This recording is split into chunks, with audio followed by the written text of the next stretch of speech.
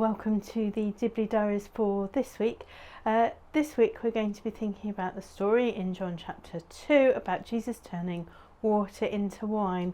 And for the rural challenge for this week, I was thinking particularly about our attitude in the countryside towards alcohol, because people having a problem with alcohol can seem a really city problem, but actually in the countryside there can be problems with alcohol on all sorts of levels.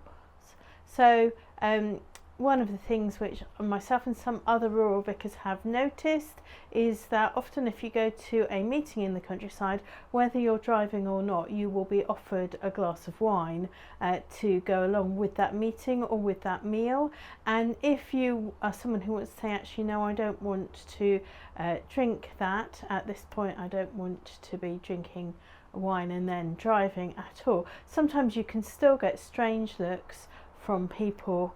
And other times you can have people who can mask their alcohol problems in the countryside. Maybe they just are more steady at home. They don't go out driving. If someone's driving, it's always the other person who's driving. And people who are using alcohol for all sorts of reasons and have a real problem with it can try and mask those things just by the country way of life. And that can be a real problem for us in the countryside. So whilst you could look on the countryside as a kind of idyllic place, it often has lots of problems and lots of hidden problems. And I do want to flag that alcohol can be one of those problems. How people are using it to support their lives can be a particular one, and quite a lot of peer pressure to drink, even if it's not something that you particularly want to do.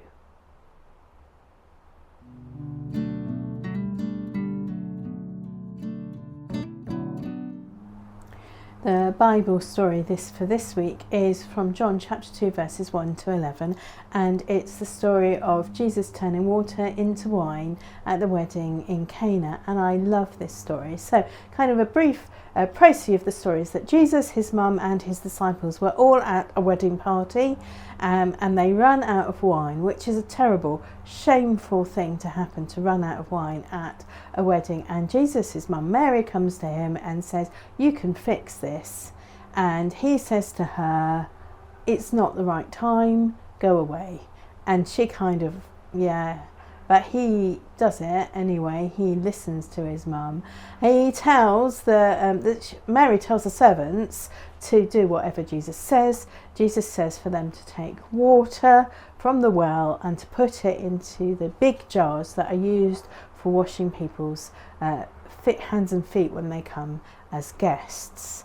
When the water goes into the washing jars, it's just water, and then they draw some out, and it's the best wine. They take it to the steward who's running the feast, and he says, well, normally people serve the poor wine at the beginning and the good wine at the end once people are drunk and won't notice, but now you've saved this really best wine until last.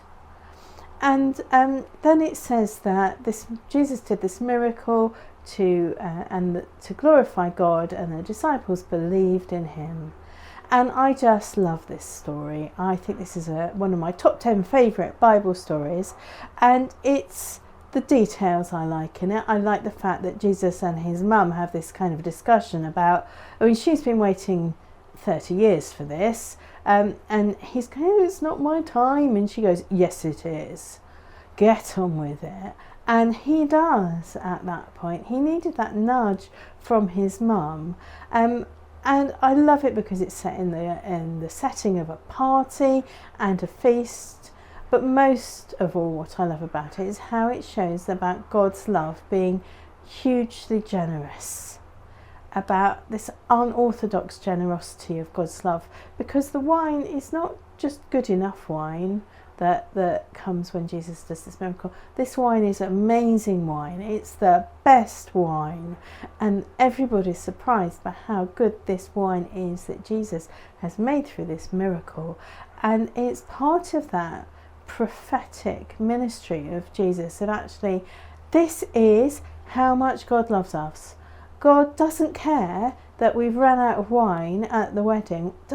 God doesn't care about the shame that has produced. God doesn't care about that. God loves us and he wants to provide the best for us. Whether that's wine, whether that's healing, whatever it is, God loves us. And that's a really good counterbalance to the feeling that some people still have, that God doesn't like them very much. Some people have been taught that God doesn't like them very much, but actually this miracle is such a good example of how God not only likes us, but he loves us and he really wants the best for us. And by producing the best wine for the wedding feast at this point, that is such a strong sign of God's huge love and his unorthodox generosity towards each of us.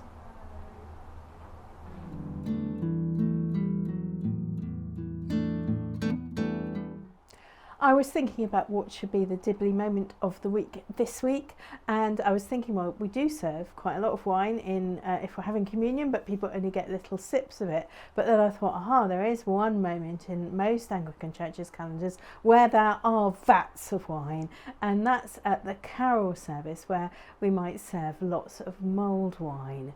And I always remember moving back to a time when we were getting ready for a carol service and someone was trying to sort out heating their mulled wine which they had brought with them, and they were using a little gas stove top which had a canister, a small screwing canister which went in, but they hadn't quite screwed the canister in properly, so when they went to light it to heat the mulled wine, the flames actually started coming out of the canister itself, not out of the stove bit. Now I didn't see who actually saved the day at that point, but we managed to sort it out, get the flames under control, get it out of the way and heat the mulled wine in some other way before the carol service. This has made me always a very keen proponent of heating the mulled wine by electricity, not with some sort of gas thing in the church building. That's it for the Dibley Diaries for this week. I pray that you and your village, however large or small, have a really blessed week and that you will be able to know the enormous generosity of God's love in your lives this week.